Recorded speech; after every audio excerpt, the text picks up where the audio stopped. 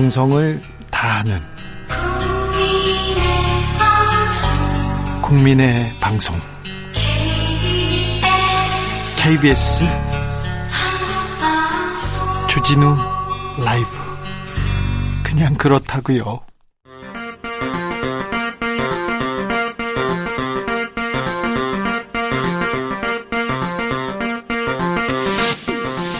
주진우 라이브.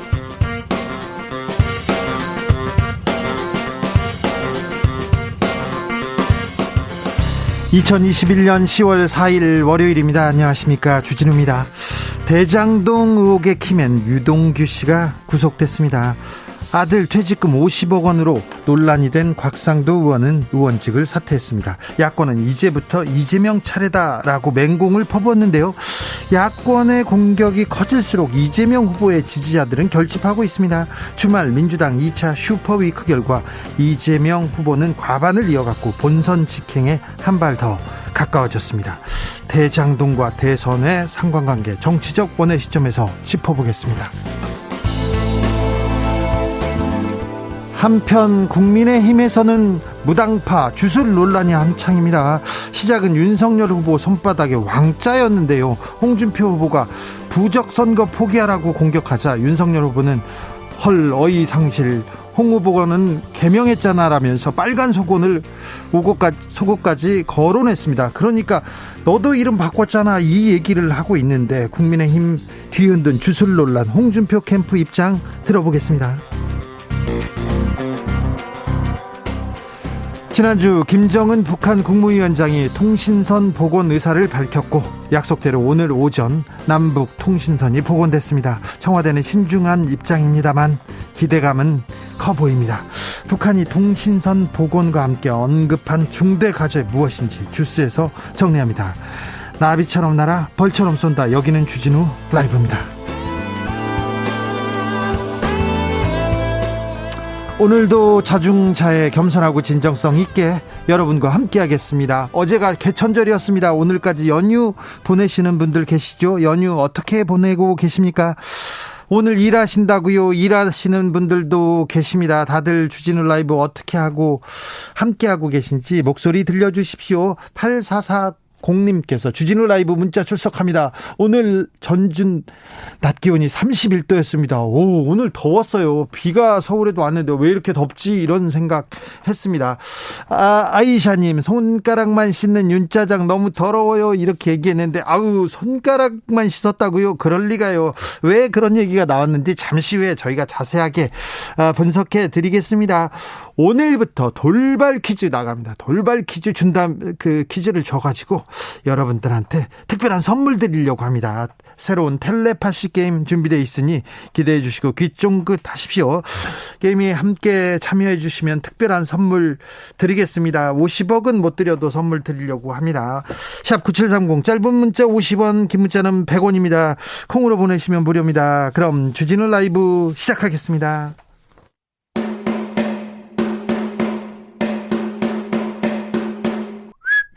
주진우 라이브 텔레파시 게임 주심전심. 주진우 라이브 청취자 선생님들, 저랑 게임 하나 하시겠습니까? 방법은 간단합니다. 제가 드리는 보기 중 하나를 골라주세요. 그저 촉과 느낌에만 집중하시면 됩니다. 보기 드릴게요. 1번 주스, 2번 주필. 다시 한번 들려드릴게요. 1번 주스, 2번 주필. 정답은 오늘 방송이 끝날 때 주진우 기자가 발표합니다. 샵 9730, 짧은 문자 50원, 긴 문자는 100원입니다. 주진우 기자의 마음을 읽은 분들께는 추첨을 통해 주진우 라이브 에코백을 선물로 드립니다. 게임에 참여하실 거죠? 우린 깐부잖아요. 주진우 라이브 텔레파시 게임 주심전심, 내일 또 만나요? 안 할래.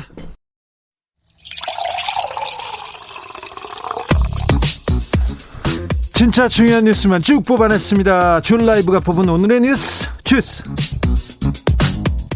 정상근 기자, 어서 오세요. 네, 안녕하십니까. 오징어 게임 보셨어요? 네, 봤습니다. 네. 휘파람을 본인이 부신 겁니까? 저는 오징어 게임 안 봤거든요. 네. 근데 갑자기 휘파람 부르라고 했는데 숨이 딸려가지고요. 네, 갈수록 숨이 차는 게 느껴져서 네, 듣는 제가 다 불안했습니다. 그랬어요? 네. 고래동님께서 휘파람 좀 잘 불어라 얘기하는데 아이고 죄송합니다. 저는 못 봤어요. 카페라테님께서 못 맞히면 죽는겨? 아니요, 우리는 죽는 건 아니고 선물 주는겨. 에이, 못 맞춰도 됩니다. 네. 숨 넘어갈 뻔했습니다. 네, 보통 기계음 같은 걸 쓰지 않나요? 그러니까 좀 잘 불 걸. 네. 부끄러워라. 간의 수공업이었네요. 죄송합니다. 아니, 들어오기 직전에 갑자기 불어보라고 해가지고. 네. 죄송합니다. 더 잘하겠습니다. 자, 코로나 상황 어떻습니까? 좀 나아졌습니까? 네, 오늘 0시 기준으로 발표된 코로나19 신규 확진자 수가 1,673명이 나왔습니다. 2,000명대에선 떨어졌네요. 네, 어제보다 400명 넘게 줄었는데요. 네. 역시 주말 검사 건수 감소 영향 때문으로 보이고요. 네. 다만 지난주 월요일 발표된 확진자 수와 비교해도 700여 명 정도가 줄어든 수치이긴 합니다. 네. 그리고 지난 주말 이틀 합계 확진자도 그 전주 주말 이틀 합계 확진자에 비교하면 약 1,700여 명 정도 줄어들었습니다. 1,000명대잖아요. 네. 그럼에도 불구하고 이 1,673명이라는 숫자는 그 월요일 발표된 확진자 기준으로 하면 두 번째로 많은 수이기도 합니다. 예. 지금 가장 눈에 띈 집단 감염이 경기도 연천의 군부대에서 나온 집단 감염입니다. 그러게요. 네, 해당 부대에서 휴가를 다녀온 중사 1명이 확진 판정을 받았는데 이 부대원들을 전수 검사해 보니까 확진자가 46명이나 나왔습니다. 아니 그런데 부대원들 그러니까 국군 장병들은 이렇게 백신 접종 잘 맞았는데. 네. 해당 부대 역시 소속 장병 85%가 2차 백신 접종까지 마쳐서요. 집단 면역에 가까운 상태였습니다. 그리고 전체 확진자 중 74%인 34명이 2차 접종 후 2주가 지난 이 돌파 감염 사례였습니다. 다만 확진자 대부분은 가벼운 감기 증세의 경증이거나 무증상이었다고 합니다. 아니 백신 맞아도 돌파 감염 있는데 왜 맞아? 나 안 맞을 거야. 그런 분들 많아요. 네, 하지만 이 국내에서 백신을 맞은 분들 중 돌파 감염된 비율이 0.044%입니다. 잠시만요. 0.044요? 네, 0.1%도 안 되는데요. 네. 현재까지 돌파 감염의 주요 사례가 된 곳이 이번에 이제 군부대 사례가 있고 네. 그리고 요양병원 사례가 있습니다. 대체로 집단 생활을 한다라는 특이점이 있습니다. 아직까지는 백신 접종이 코로나19를 예방하는 가장 효과적인 방법으로 볼 수 있는데요. 그렇죠. 이 방역 당국은 12일부터 이 고령층과 의료진, 이 면역 저하자를 시작으로 부스터샷, 그러니까 추가 접종을 진행해서 백신 접종 효과를 끌어올린다는 계획입니다. 돌파 감염되면 어때 이렇게 하는데 0.044%입니다. 0.044% 유념해 주십시오. 남북 간의 통신 연락선 복원됐습니다. 네, 북한이 오늘 오전 9시부터 일방적으로 단절했던 남북 통신 연락선을 다시 복원했습니다. 예. 남북 공동 연락사무소 통신선은 물론이고 동서해 지구의 군 통신선도 복원이 됐습니다. 북한이 한미 연합훈련에 반발하며 통신선을 단절한 지 55일 만입니다. 이 통일부는 한반도 정세 안정 그리고 남북관계 복원을 위한 토대가 마련됐다라고 평가했고 남북 간 대화를 조속히 재개하겠다라고 밝혔습니다. 이 문제는 2부에서 저희가 좀 자세히 다루겠습니다. 0022님 우리는 깐부 아니고 간부 되고 싶어요 얘기합니다. 이게 무슨 말인지 저는 이해를 못하는데 아세요? 네, 오징어 게임이 나온 이 깐부라는 용어가 있는데 네, 그 말씀을 하시는 것 같습니다. 예. 죄송합니다. 유성환님께서 대체 휴일은 오늘도 회사에 나와서 일하고 있습니다. 이런 분들 많으시죠. 토요일도 월요일도 퇴근해서 너무 피곤하네요. 주 기자의 응원이 필요합니다. 힘을 주세요. 힘내십시오. 유성환님 화이팅입니다. 9125님 대체 공휴일 30인 이상이라고 하는데 근무하는 사람은 30명이 넘는데 회사에서는 해당 안 된다고 하네요. 이런 회사 많습니다. 그리고 10명, 5명 이렇게 일하는 회사도 많은데 이런 회사들도 조금 적용되도록 해야 되는데 30인 이상 이거 좀 안타까운 부분입니다. 다음부터는 조금 소외되는 사람이 없도록 조금 법이 미쳤으면 합니다. 효력이 미쳤으면 합니다. 9561님 쉬는 날이 없이 일하고 있습니다. 자영업자에서 장사가 여의치 않아서 쉬고 싶어도 마음이 불편해서 쉬지를 못합니다. 이런 분들 많습니다. 특별히 이런 분들한테 기운을 좀 보내주고 싶습니다. 네, 기운 내십시오. 대장동 의혹으로 가볼까요? 핵심이라고 불리던 유동규 씨가 구속됐습니다. 네, 경기도 성남시에서 벌어진 대장동 개발 사업 관련 의혹과 관련해서 첫 구속자가 나왔습니다. 예. 유동규 전 성남도시개발공사 기획본부장인데요. 이 법원은 어제 유동규 씨가 증거를 인멸할 염려, 도망갈 염려가 있다고 보고 구속영장을 발부했습니다. 이분이 압수수색 때 핸드폰 버렸지 않습니까? 네. 이게 증거인멸에 우려가 있다는 거 보여준 거거든요. 이런 사유 때문에 구속영장이 발부됐을 거예요. 네, 그리고 혐의는 배임입니다. 배임이라면? 네, 유동규 씨는 대장동 개발이 본격 시작했던 지난 2015년 이 성남 도시개발공사 사장 직무대행이었는데요. 그러다 보니까 이 대장동 사업의 민간 사업자 선정부터 수익 배당 구조 설계 등에 관여한 것으로 알려졌습니다. 이분이 700억 원 설 나오고 있었는데 어떻게 된 건가요? 네, 이 녹취록에 관련 내용이 있다 이런 보도가 검찰발로 언론에서 나오고 있습니다. 예. 화천대유로부터 700억 원의 뇌물을 받기로 했다 이런 얘기인데 유동규 씨는 이 녹취록 내용은 농담처럼 이야기한 것이고 약속한 적도 받은 적도 없다라고 부인했습니다만 이 검찰이 청구한 구속영장에는 이 8억 원의 뇌물수수 혐의가 적시된 것으로 전해졌습니다. 8억 원의 뇌물이라 아무튼 조사가 조금 더 진행돼야 되겠습니다. 이재명 후보는 관리 책임에 대해서 사과했습니다. 네, 오늘 서울 공약 발표 기자간담회가 있었는데요. 이 자리에서 유동규 전 본부장 구속에 대해 본인이 소관하는 사무에 대해 이런 불미스러운 일에 연루된 점에 안타깝게 생각한다면 사과했습니다. 네. 이재명 후보는 3천여 명의 성남시 공무원과 1,500명 산하기관 소속 임직원에 대한 관리 책임이 당시 시장이던 본인에게 있는 것이 맞다라고 말했고요. 네. 제도의 한계든 본인의 부족함이든 이 민간 개발 이익이 과도해서 국민 여러분의 많은 상실감과 소외감이 있다는 점을 이해한다라고 말했습니다. 50억 게임 계속 대장동에서 50억 얘기 나오다가 이제 또 100억이 나왔습니다. 네, 화천대유 대주주 김만배 씨가 이 분양 대행업자로 인한 이모 씨에게 100억 원을 전달했다라고 합니다. 네. 그런데 이 이모 씨라는 사람이 화천대유의 법률 고문을 맡았던 이 박영수 전 특검의 친척으로 알려졌습니다. 박영수 전 특검 측에서는 뭐라고 합니까? 네, 고문료 이외에 금품을 받은 적이 없으며 이모 씨 역시 촌수를 계산하기 어려운 먼 친척이다라고 말했습니다만 두 사람이 사업적으로 상당히 가까운 사이다라는 보도도 나오고 있습니다. 수사가 빨리 진행돼야 될 것 같습니다. 곽상도 의원은 의원직을 사퇴하기로 했습니다. 네, 화천대유에서 6년간 일한 아들이 퇴직금 등으로 50억 원을 받은 사실이 알려지고 국민의힘을 탈당한 지 6일 만에 곽상도 의원이 의원직에서 물러나겠다라고 밝혔습니다. 네. 자신에 대한 불신이 거두어지지 않아서 국회의원으로 더 활동하기 어렵다라고 설명했는데요. 사과는 없었어요. 네, 사과는 없었습니다. 또한 이 아들이 받은 성과 퇴직금의 성격 그리고 자신의 관여 여부도 수사를 통해 밝혀질 것이라며 신속하고 철저한 수사를 요청했습니다. 네. 그리고 대장동 사업의 몸통은 이재명 경기도지사다 이렇게 주장을 했습니다. 네. 한편 검찰과 경찰은 곽상도 의원 아들의 집을 압수수색했고 출국도 금지하는 등 관련 수사도 본격화한 상황인데요.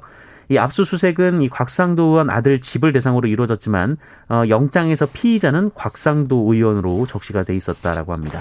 그러면 아들은 참고인이고 검찰의 수사는 곽상도 의원한테 집중된다고 봐야 됩니다. 네, 뇌물죄에 대한 수사로 보입니다. 그렇습니다. 곽상도 의원은 사퇴했습니다. 사과도 없었고요. 50억 원에 대한 얘기도 없었습니다. 환원에 대한 얘기도 없었고요. 잘못은 없었으나 불신이 커져서 국회의원 활동이 어렵다 이렇게 얘기했는데 곽상도 의원이 설명하기에 멸종 위기종 발견해가지고 공사 중단될 뻔했는데 그 상황을 조속히 대처했다.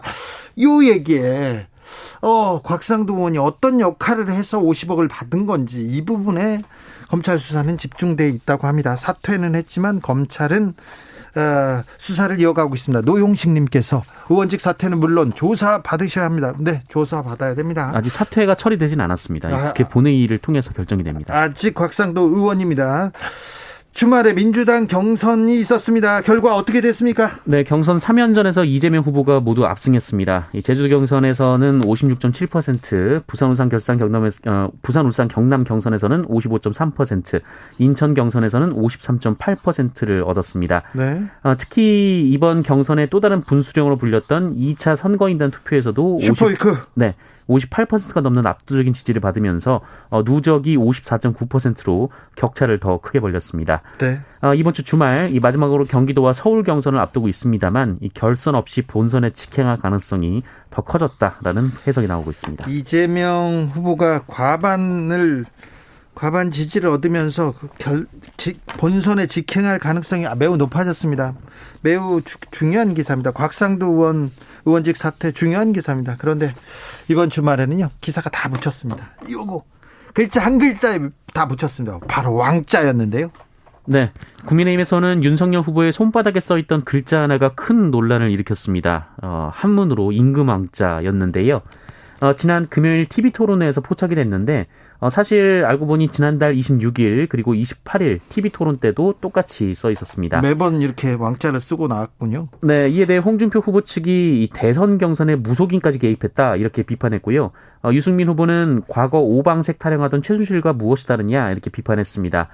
윤석열 후보가 어떤 미신적인 의미로 이 손바닥에 왕자를 쓰고 나왔다라는 주장입니다. 그렇게 의심할 만하죠.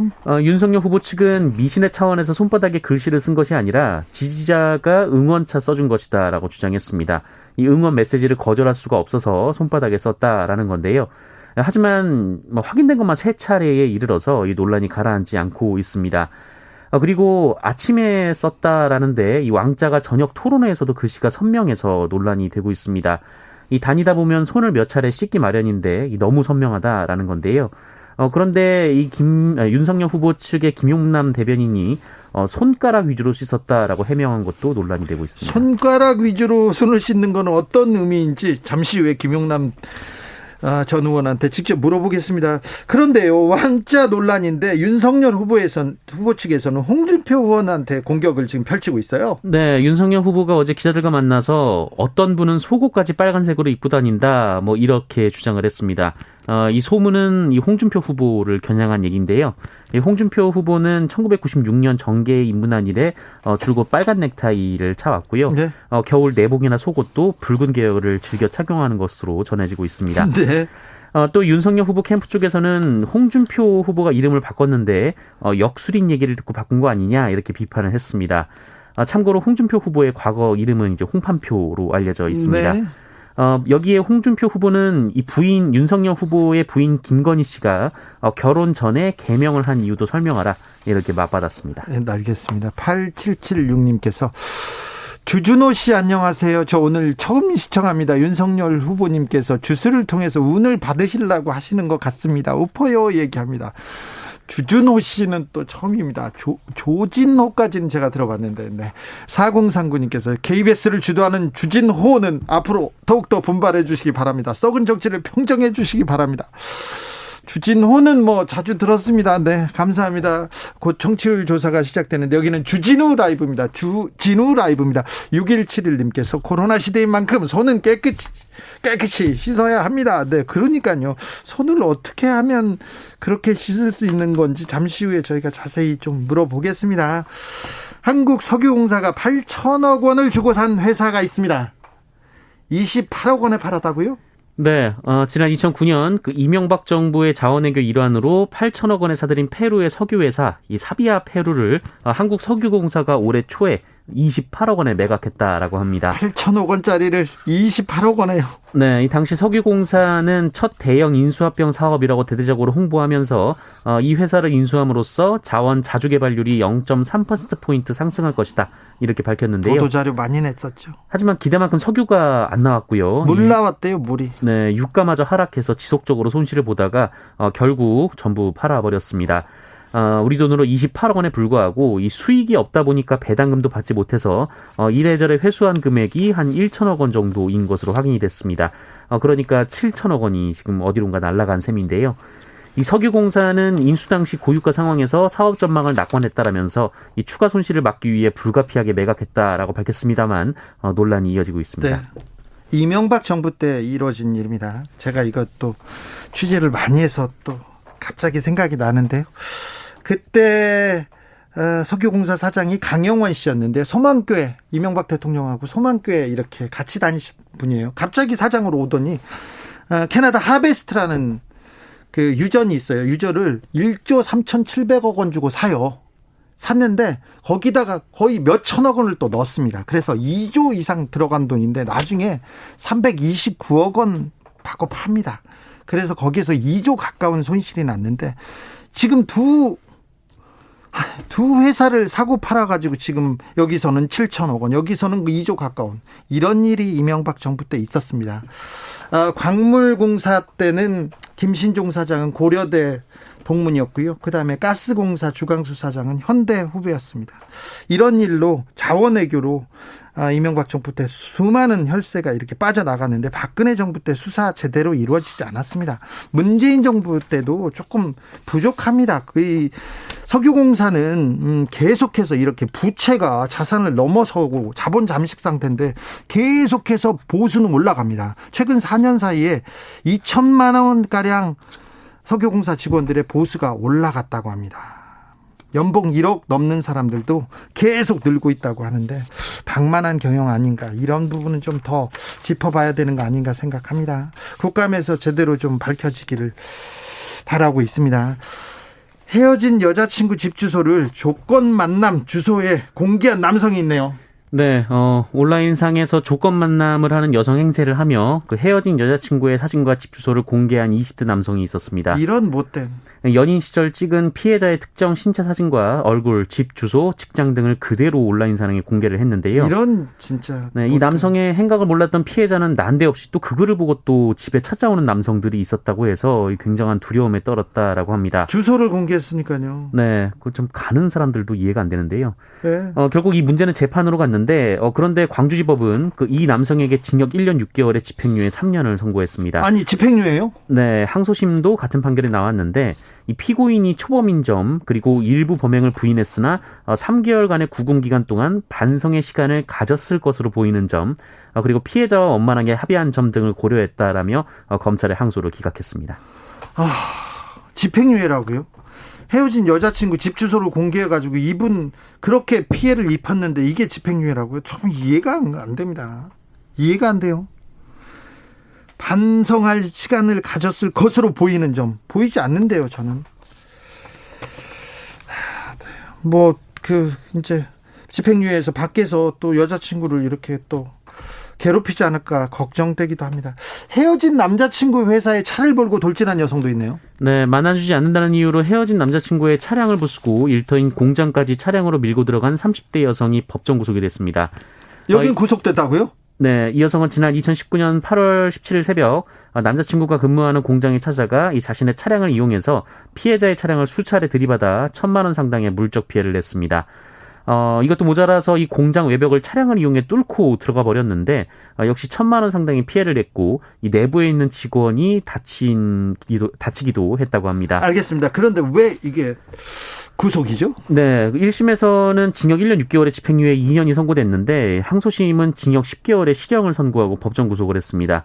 사건 이후 피해를 보상할 수 있는 충분한 시간이 있었지만 아무런 조치를 하지 않았다라며 합의 실패를 실형 이유로 꼽은 것으로 예상이 되고 있습니다. 자, 남자는 합의를 했다는 이유로 집행유예를 받았고 여기는 합의를 하지 않았다는 이유로 실형을 사네요. 이런 문제에 대해서는 조금 저희가 시간을 두고 이 양형 기준은 뭔지, 왜 구속이 되지 않았는지 이 부분은 저희가 나중에 자세히 좀 살펴보겠습니다. 철희님께서 나도 팬티 빨간색 입었는데 뭐가 문제냐 이런 얘기 하십니다. 그렇죠. 빨간 팬티 입을 수 있죠. 8441님, 감사원은 뭐 했나요? 감사원은 석유공사 이런 것들 감시하지 않고요. 그러니까요. 좀 안타까워요. 감사원은 뭐 했습니까? 검찰은 뭐 했습니까? 안타깝습니다. 지금 목소리를 외치는데 그때는 뭐 했습니까? 주스 정상근 기자와 함께했습니다. 감사합니다. 고맙습니다. 교통정보센터 다녀오겠습니다. 이현 씨. 주진우 라이브.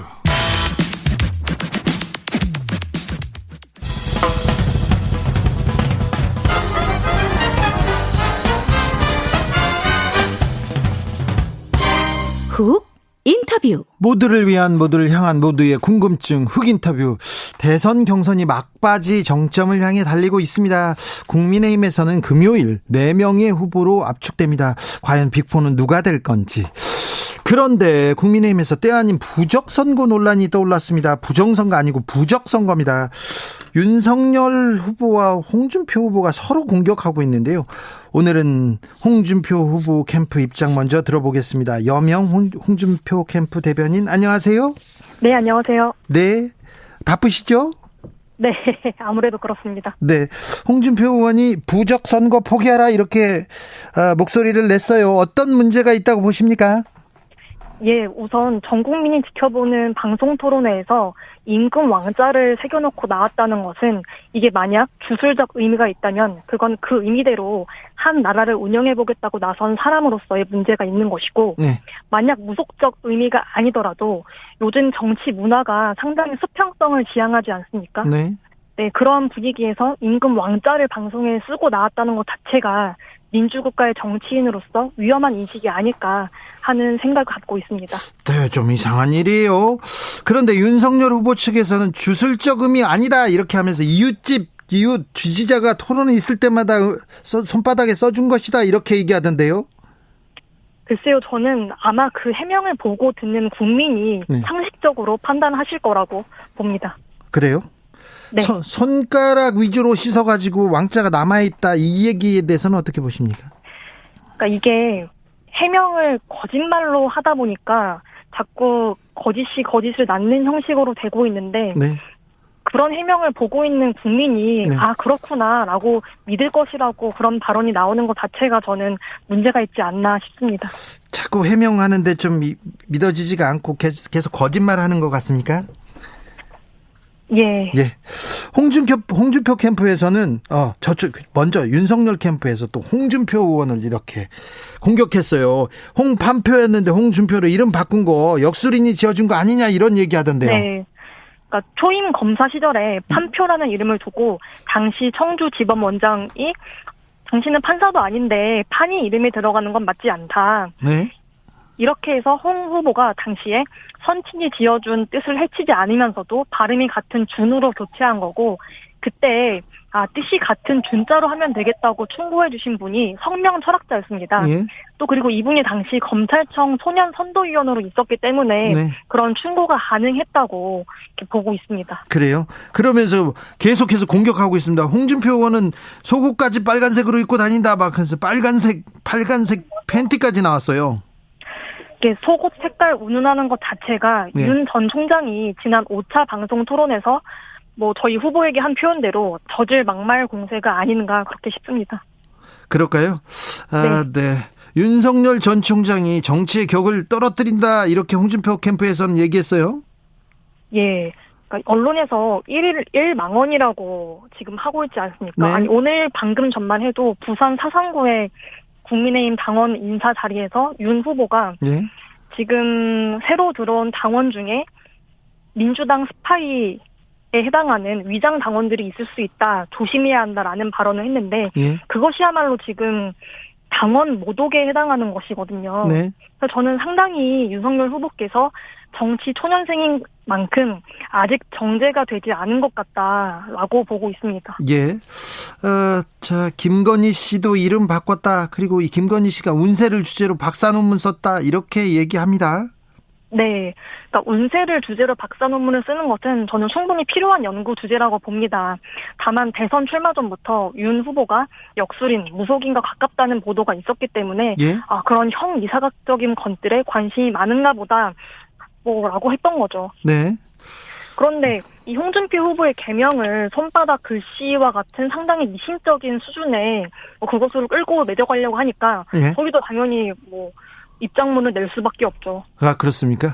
네. 8338님께서 손바닥 글씨나 빨간 소국 모두 사생활 아닌가요? 이렇게 물어보는데요.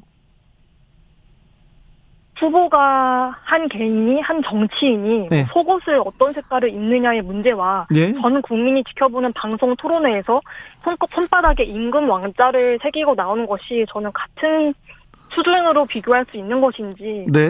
지켜보는 국민들이 판단할 문제라고 생각합니다. 그렇습니다. 윤석열 리스크 1인 1망원 막 얘기도 많이 나옵니다. 근데 윤석열 리스크가 커지고 있는데 홍준표 후보 지지율이 반등 안 하는 이유는 뭐죠? 저는 이 지지율 문제는 일주일 전 그리고 한 달 전과 비교한 수치를 좀 봐주시면 좋겠습니다. 또 네.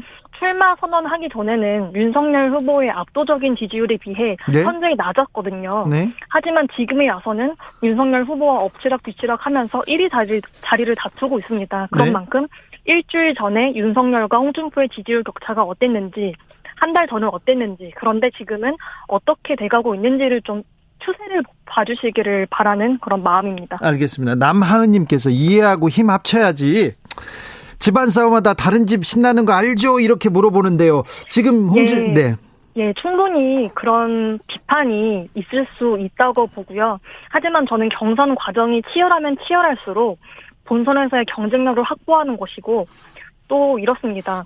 이 경선을 거친 끝에 본선에 갔을 때 우리 당원들이 당연히 어떤 후보가 결정되든 원팀으로서 힘을 모아야 하고 또 그러한 관점으로 경선에 임하기를 바라는 마음은 저희 후보 캠프도 마찬가지입니다. 네.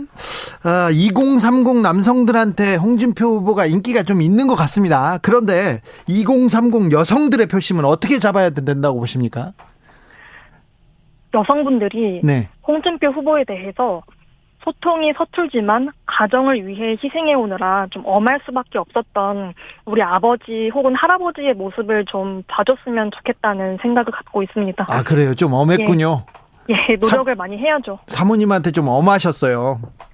사모님께 항상 의리였던 것으로 제가 알고 있습니다. 아니요, 그렇지 않았어요. 제가 홍준표 후보 집에 가봤거든요. 그런데 예. 아야 과일 가져와라 막 하는데 별로 그렇게 위하지는 않으시더라고요. 그게 경상도 남자 특유의 그렇죠.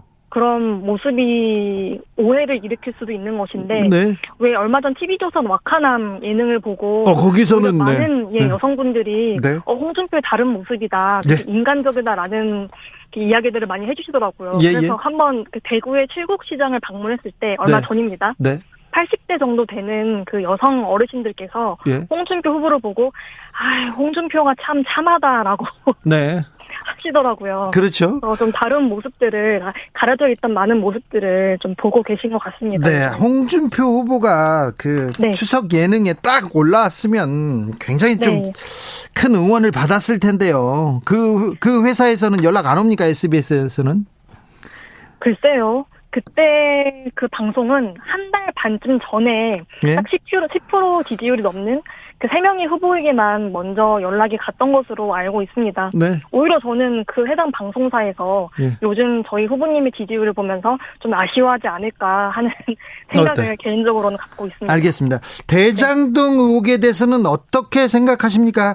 특별히 홍준표 후보 캠프에서는 곽상도 의원 아들 50억 원 문제는 어떻게 봅니까? 그 부분에 대해서는 곽상도 의원이 당을 위해 결단을 하지 않았습니까? 네. 그래서 만시지탄이지만 그 결단에 대해 존중을 하는 입장이고요. 다만 이 특검을 거부하는 사람이 비리의 주범임을 인정하는 것과 다름없다. 라는 생각을 저희는 갖고 있습니다. 네. 윤석열 후보 부친 집이 김만배 씨 누나가 산 거는 조금 우연치고는 너무 좀 우연이죠. 예, 우연치고는 여러분들이 로또 당첨만큼의 확률이 있다고 하는데 그 부분 역시 경선 과정에서 윤석열 후보가 명확하게 해명을 해야 할 그 부분이라고 생각을 합니다. 그렇죠. 다만 정말 중요한 것은요. 이 성남동 대장동 게이트를 처음부터 설계하고 승인하고 관리한 그 주체는 이재명 지사라고 생각하십니까? 생각도 하고 이재명 지사 본인도 늘 그렇게 내가 설계한 것이다라고 말씀을 해 오셨거든요. 곽상도 의원이나 아니면은 뭐 윤석열 후보의 부친 문제로 이 본체, 몸통 이러한 부분들이 물타게 되지 않았으면 하는 마음입니다. 알겠습니다. 마지막으로 홍준표 후보가 국민의힘 후보가 되어야 되는 이유 무엇입니까? 이길 수 있는 후보입니다. 윤석열 후보는 이기지 못합니까? 그거예요. 이 나라를 위해서인데요. 만약에 저희가 5년 만에 정권 교체를 했다고 칩시다. 그거 해야 하고 그렇다면 지금 180석의 거대 야당을 상대해야 하거든요. 그런데 윤석열 후보는 이런 표현은 좀 죄송하지만 민주당 입장에서는 진영의 배신자가 아닙니까? 당선 다음 날부터 저는 그 거대 야당이 들어 누울 것이라고 생각을 하는데 자 그러면은 그럴 수 있는 상황에서 이 거대 야당과 타협해가고 협의해가면서 조금이라도 이 국민의 이 정권 교체의 열망을 실현시켜줄 후보가 누구인가? 저는 홍준표 후보밖에 없다고 생각을 합니다. 알겠습니다. 이성건님께서 저도 홍준표 후보 좋아합니다. 좋아하긴 하는데 참하다는 말에는 동의를 못하겠네요. 저도 좀 힘드네요. 참하진 않잖아요. 우리 홍준표 후보가. 실제로 보신 그 홍준표 후보보다 나이가 좀 있으신 여성 어르신들께서 네. 해주신 말씀입니다. 알겠습니다. 가까이서 보니까 참합니까? 홍준표 후보? 어때요? 그것은 또 저희 후보에 대해 네. 한참 연배가 어린 제가 네. 할 수 있는 말은 아니라고 생각을 합니다. 좀 귀여운 구석은 있어요, 홍준표 후보? 아니, 그럼요. 그래요? 네, 항상 이렇게 웃으실 때 이렇게 네. 배시시 웃으시는 게 있는데 네. 그 부분이 참 그렇게 느껴질 때가 많습니다. 그러니까 나이 드신 분은 예. 참하다고 할 수 있겠네요. 예. 알겠습니다. 4389님, 주진우 기자님도 왕자 쓰면 말 안 더듬을까요? 이렇게 얘기하는데 저도 그거 한번 해봐야 되나 효험이 있나 물어보겠습니다. 지금까지 여명 홍준표 캠프 대변인이었습니다. 네, 감사합니다.